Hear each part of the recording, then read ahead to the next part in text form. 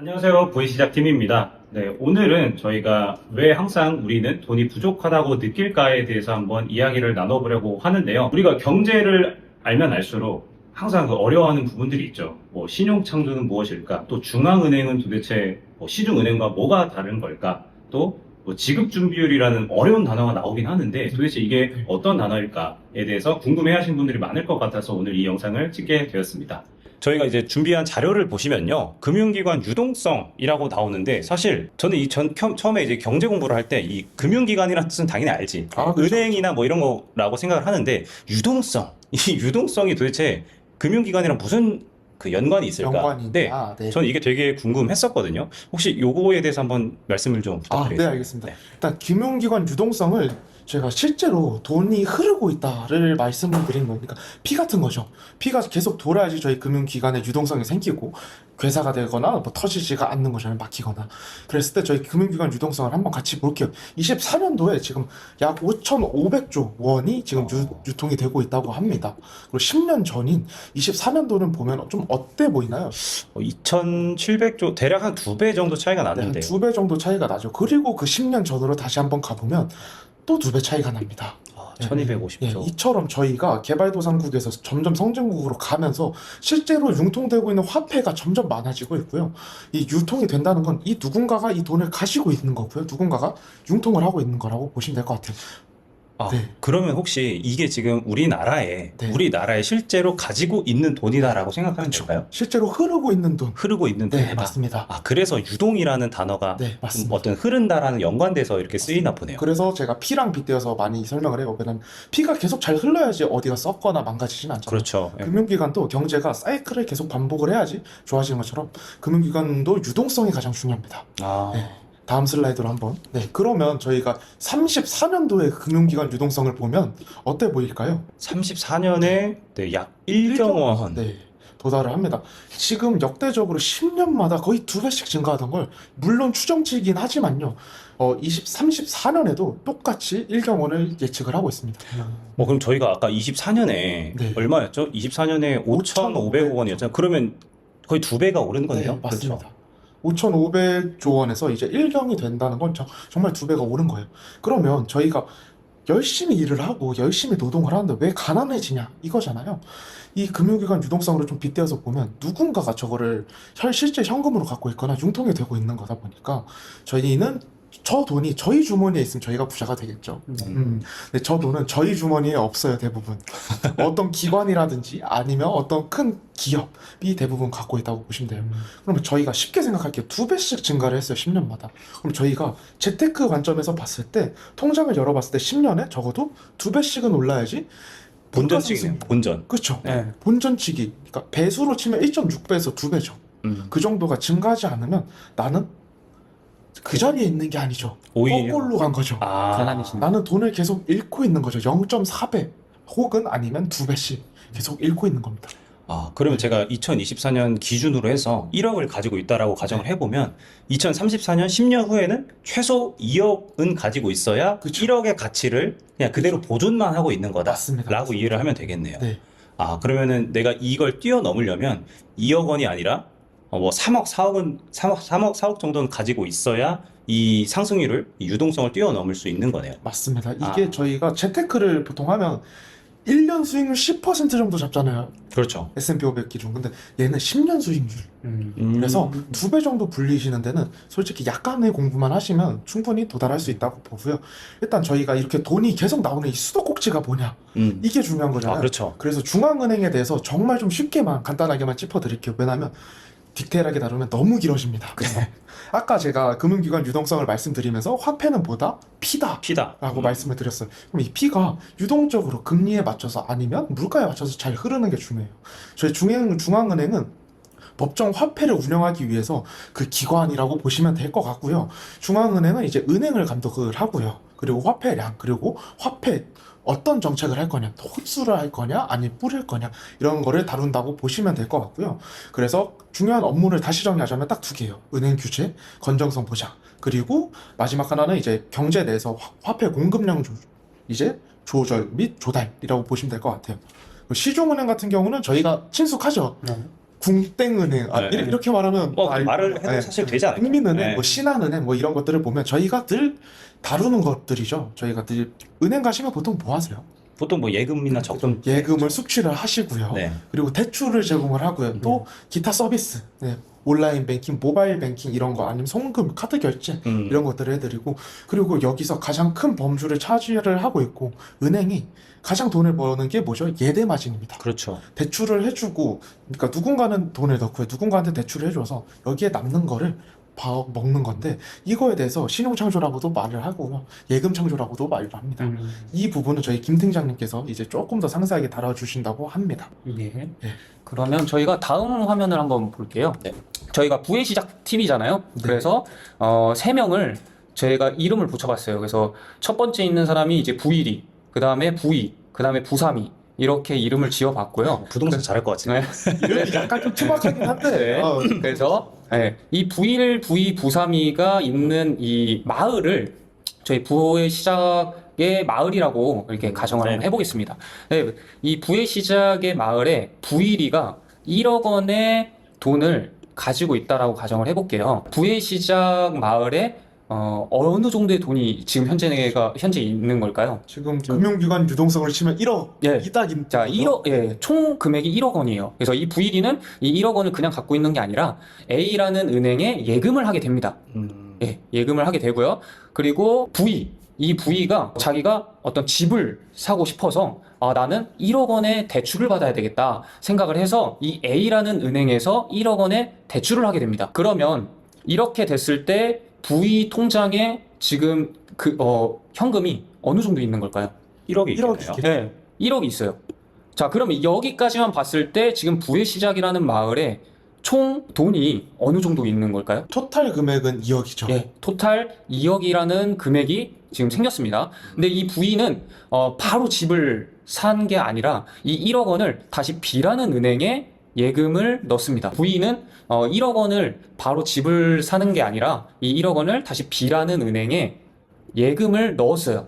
네. 그러면 이 B라는 은행에 지금 1억 원이 또 있는 거죠. 어떻게 보면. 근데 이 부삼이가 나는 차를 사고 싶다 라고 생각을 해서 이 B라는 은행에서 다시 1억 원의 대출을 받습니다.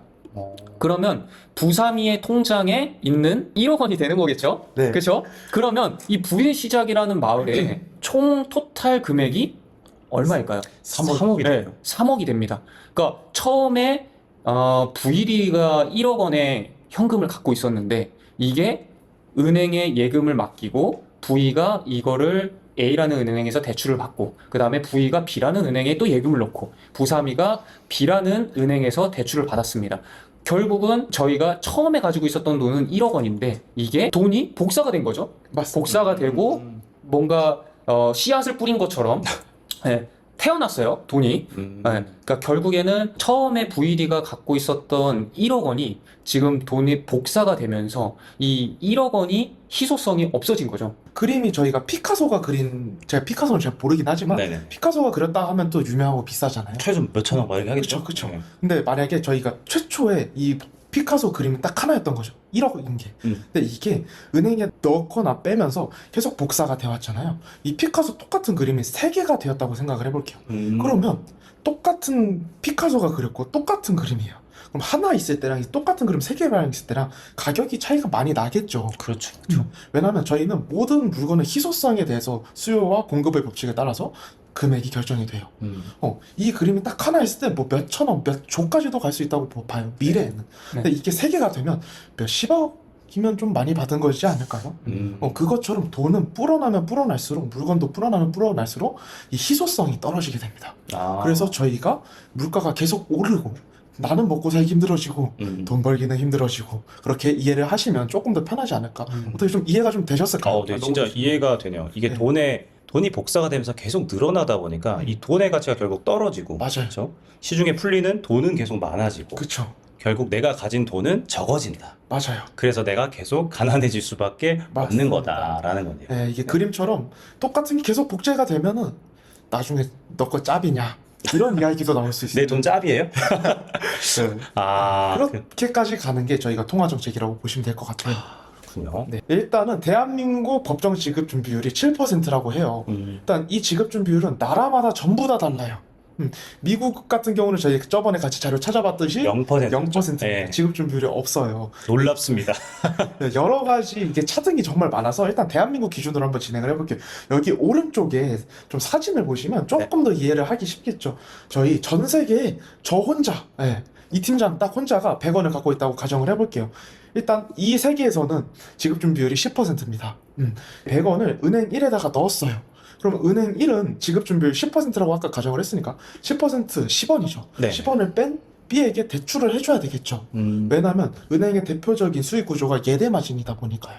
그럼 어떻게든 B라는 사람을 찾거나 아니면 대출할 사람을 찾아서 대출을 해줄 겁니다.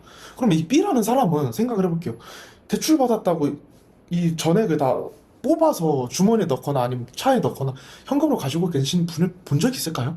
없습니다. 없죠. 네. 똑같이 이분도 은행 통장에 그대로 넣어놔요.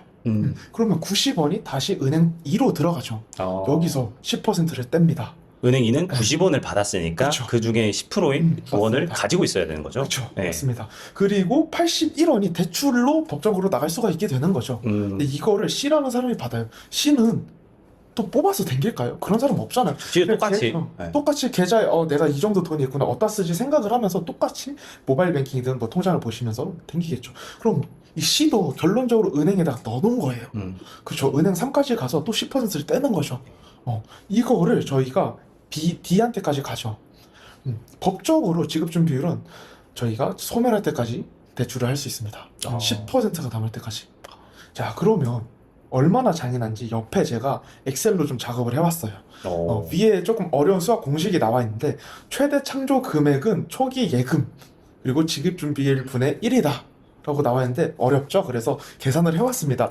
자, 전 세계 71억 인구 중에서 저만 돈을 100원 갖고 있다고 다시 가정을 할게요. A 단계를 보면은 저 100원 있죠? 네. 그리고 제가 은행에다가 넣었어요. 그럼 대출액이 얼마까지 나가요? 93원. 네, 93원까지 나가죠. 그럼 B한테 대출이 갔습니다. 7% 빼고 얼마까지 나가죠, 대출이? 빼고 86. 86원. 네. 그리고 또 7%를 빼고 또 C가 또 다시 대출을 받아가겠죠. 이렇게 네. 80원까지. 이게 무한 반복이 돼요. 그래서 총 대출액을 보면은 제가 넣은 100원 이 얼마까지 늘어났어요? 1428원. 네. 1428원까지 늘어났어요. 전 단돈 100원밖에 없는데 실제 저 때문에 풀린 화폐가 1400원이에요. 근데 대출액을 봐야 되겠죠. 대출액은 100원이 빠져 있어요. 왜냐면 최초 제가 넣은 돈이잖아요. 네. 그렇죠. 그러면 저 때문에 생긴 돈이 1300원이에요. 제가 100원만 갖고 있어. 제가 처음에 말씀드렸다시피 이 세상에 100원이 저밖에 없었어요. 그럼 저는 이 100원의 가치가 굉장히 높겠죠. 그렇죠. 아마도 전 세계 중에서 저만 돈 있었으니까 이 뭘 사도 다 살 수 있었을 거예요. 그렇죠. 근데 제가 은행에 한번 돈을 넣기 시작을 하면서 불어난 게 몇 배죠? 13배가 불어났어요. 그러면 제 화폐 가치는 얼마나 떨어진 거죠? 13배만큼 떨어졌겠네요. 그렇죠. 네. 맞습니다. 그래서 이 돈의 가치가 계속 떨어지는 구조입니다. 네. 그럼 지금 여기 지급 준비율은 7%를 가정하신 거잖아요. 맞습니다. 그렇죠. 네, 여기 옆에서는 10%였으니까 맞습니다. 네. 조금 차고가 또 있을 수도 있는데 지금 대한민국 지급 준비율 7%를 계산을 하신 거고요. 네. 네, 그래서 최초 이제 100원 가지고 계셨으니까 네. 그거를 7%를 남기고 그러니까 7원은 은행이 가지고 있어야 되는 거니까 네, 맞습니다. 그 차액인 93원을 대출을 해준 거고요. 그죠? 네, 맞습니다. 그렇게 쭉 A, B, C, D, E 뭐 쭉 가다 보니까 총 금액이 13배가 늘어나게 맞습니다. 되는 이런 신용 창조가 바로 이런 것이다. 라는 말씀이죠. 여기서 좀 말씀을 또 드리고 싶은 게 신용창조 알겠어요. 그러니까 이거 영상을 보시면서 많이 이해를 하셨을 거니까 저희가 신용창조 지급준비율이 왜 있나 한번 설명을 드려야 될 것 같아요. 네네. 지급준비율은 법적으로 저희가 예금자 보호를 왜 해줄까요? 예금자 보호가 된다는 이 말은 내가 돈에 대한 행사권이 나한테 없으니 5천만 원을 보장을 해주겠다라고 이해를 하면 쉬워요. 그러니까 은행은 5천만 원까지 너에게 보장을 해주고 그 대신 너의 돈을 내가 쓰겠다라는 그쵸. 거죠. 네, 대출을 해주던 뭘 해주던 하겠다. 왜냐면 은행도 직원들도 먹고 살아야 될 거고요. 월급도 드려야 되고 건물 주식비에 뭐 각종 여러 가지 뭐가 붙겠죠. 그래서 저희 돈을 가지고 사업을 해야 됩니다. 그래서 예금자 보호법이라는 게 존재해요. 왜냐면 저희가 돈을 맡겼는데 전부 다 잃고 아무도 보장을 안 해주면 그건 문제가 되잖아요. 그래서 지급준비율이라는 게 있는데 최소한으로 저희가 좀 생각을 해볼게요. 제가 오늘 1000만 원을 넣었다고 무조건 1000만 원을 다 쓸까요? 그렇지 않죠. 네. 대부분의 사람들이 몇 억을 갖고 있든 몇백을 갖고 있든 그 전액을 전부 다 쓰는 날이 없어요. 그래서 저희는 한도라는 말을 들어봤을 거예요. 네. 인출 한도가 뭐 처음에 개설하면 뭐 100만 원, 뭐 조그맣게 시작해서 올라가잖아요. 인출 한도가 왜 100만 원일까요? 한 번에 빼지 못하게? 그쵸. 왜냐면 그게 지급준 비율에 굉장히 큰 연관이 있어요. 저희가 그렇군요. 다 같이 지급준 비율이 그냥 없다고 치고 다 같이 은행에 가서 돈을 빼면 어떻게 돼요?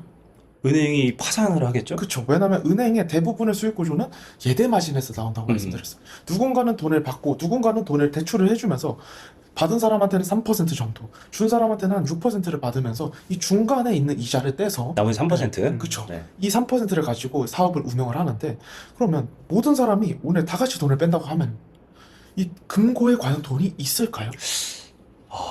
실제 금고에 이 모든 사람이 맡긴 금액이 있을까? 그쵸. 이미 빌려줘서 없는 거 아니에요? 그쵸. 그래서 저희는 지급 준비를 언제든지 줄 수 있게 준비를 해둘 수 있는 돈이 7%밖에 없는 거예요. 그럼 전체 우리나라 사람들이 뭐 예를 들어 100억을 맡겼는데 금고에는 7억밖에 없다. 그쵸. 은행에는 7억밖에 그쵸. 없다. 그래서 그거를 방지하고자 이제 저희가 항상 많이 듣는 거. 나 한도가 이 정도밖에 없어. 이렇게 해서 존재를 하는 거다. 자, 그러면은 제가 궁금한 게 그 이제 투자를 잘 안 하시는 분들이 네네네네. 자, 은행에 대해서 굉장히 신뢰도가 높잖아요. 그쵸. 은행은 매우 지금 높죠. 이야기하신 것처럼 이제 5천만 원 정도의 우리를 보호해준다. 그렇기 때문에 우리는 은행을 더 신뢰한다. 이렇게 생각을 많이 네, 그쵸. 하시기 때문에 증권사에 대한 어떤 불신, 투자에 대한 불신, 특히나 우리나라. 특히 그쵸? 한국이 가장 심하다고 봐요. 맞습니다. 네, 가장 미국은 웬만한 자산이 다 이제 대부분 금융주식이니까요. 주식에 가 있고 하다 보니 그러면 이 증권사랑 은행이랑 증권사는 사실 예금자 보호가 안 되죠. 없잖아요. 없죠. 네. 없다 보니까 그거에 대한 차이를 조금만 간단하게만 설명을 해주시면 좀 더 들으시는 분들이 좀 이렇게 차이를 좀 아실 수 있지 않을까. 좋습니다. 네. 좋은 그러면 질문이네요. 저희가 은행은 예금자 보호 한도가 5천만 원이고요. 그리고 현금 활용에 대한 모든 결정을 은행이 하기 때문에 저희 돈을 보장을 해주는 거예요. 그리고 예금자 보호법이 존재하는 거고요. 증권회사는 없다가 맞아요. 솔직히 없습니다. 없는데 뜯어보고 살펴보고 맛보면 무한적인 안전장치로 가지고 있다라고 좀 보시면 될 것 같거든요. 이게 뭔 논리냐면 주식 매수를 한다고 예시를 들면 저희가 일단 증권사를 하나 예시를 들게요. 네. 혹시 증권사 어떤 거 쓰세요? KB 쓰고 있습니다. 어떤 거 쓰세요? 저 삼성 쓰고 네, 있어요. 그러면 저도 삼성이 주거래니까 삼성으로 갈게요. 네네. 이게 삼성증권이라고 저희가 가정을 할게요. 네. 그럼 저희가 주식을 매수를 어디서 해요? 삼성증권 모바일에서 네. 아니면 컴퓨터에서 하게 됩니다. 그러면 매수를 하면은 이 주식이 삼성증권에 보관되는 게 아니에요. 저희 예탁결제원이라는 저희 국가신용등급을 가진 곳에 저희 주식을 요만큼 샀다 이렇게 찍혀요. 그래서 실질적으로 저희가 주식을 매수를 했는데 삼성증권이 그러면 안 되겠지만 만약에 부도가 나거나 망했어요. 그래도 저희 주식은 예탁결제원에 잘 보관이 되어 있다라는 점 좀 알고 계시면 좋을 것 같고요. 그러면 다시 한번 삼성증권 등장하고요. 그럼 저희가 현금을 넣어놨어요. 네. 현금을 넣어놨을 때 예금자 보호 없다면서요. 저희 현금 넣어놨는데 이 증권사 망하면 어떻게 돼요? 걱정 많이 하시죠. 그러면 저희가 이 오해를 좀 풀어드릴게요. 한국증권금융이라는 기관이 있어요. 이거는 증권사들이 돈을 넣고 빼는 데라고 보시면 될 것 같고요.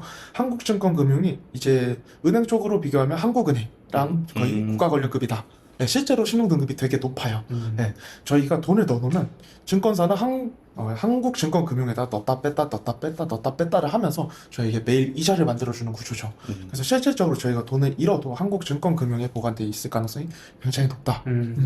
그리고 펀드를 매수를 하면요, 수탁사. 네, 저희가 펀드를 운영을 하면 단 하나의 증권사가 운영을 대부분 못해요. 그래서 해외 수탁사 아니면 국내 수탁사 여러 군데 분담을 해서 운영을 하기 때문에 하나의 증권사가 망가지거나 부도가 나도 크게 관련이 없습니다. 정리를 하면은 증권사는 어떤 보호소가 하나씩 보호소가 있다는 있죠. 거죠. 보호소가 있고 실질적으로 얘가 없어져도 다 다른 데다 보관이 이미 되어 있다. 은행 우리가 맡긴 돈을 100% 다 보관하고 있지 않습니다. 왜냐하면 은행은 그 돈을 다른 사람한테 빌려줘서 거기서 이제 예대 마진 차익을 내기 때문인데요. 그래서 누군가가 와서 한꺼번에 돈을 다 찾으려고 하면 은행에 실제로 남아있는 부분은 아까 7%밖에 없다고 말씀을 드렸잖아요. 그러니까 이걸 막기 위해 이 7%라는 지급 준비율을 가지고 있는 것이고요. 그래서 생각보다 은행이 내 돈을 전부 다 가지고 있다라는 생각은 조금 이제 달라지셨을 거라고 생각이 듭니다. 그러면 증권사는 더 은행보다 더 위험할까? 증권사가 망한다고 해도 우리가 가지고 있는 주식이나 현금은 따로 보관되어 있다고 말씀을 드렸잖아요. 현금은 한국증권금융에 있고 또 주식은 예탁결제원에 보관이 되기 때문에 어떻게 보면 더 안전하다고 보실 수 있겠습니다.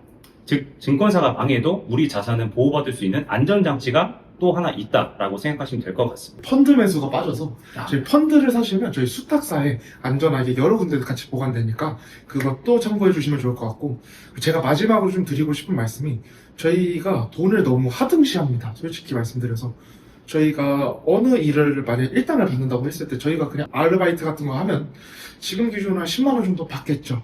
그리고 저희가 한 알바를 뭐 베스킨라빈스라든지 아니면 어느 군데를 정해서 하루 종일 열심히 일을 하면 한 15만 원 받을 거예요.